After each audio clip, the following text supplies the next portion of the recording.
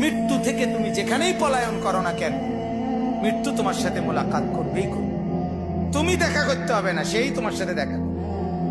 তুমি মৃত্যুকে ডাকতে হবে না, মরণ তোমাকেই ডেকে নিয়ে আসবে। মরণ নিজেই তোমার সাথে দেখা করবে, সেই তোমাকে কবরে আনবে, তুমি আসতে হবে না।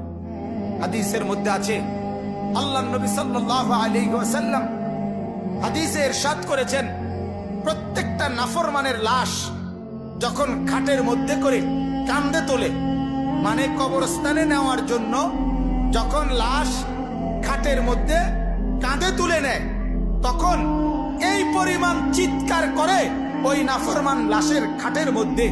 আল্লাহ নবী সাল্লাল্লাহু আলাইহি সাল্লাম বলেন, যদি একটা সেকেন্ডের চিৎকার তোমরা ওই নাফরমানের শুনতা, তাহলে পৃথিবীর কোনো মানুষ কাউকে কাঁধে আর লাশের খাটিয়া তুলতো না, বরং ফেলে রাখতো আর কুকুর বিড়ালে খাইতো।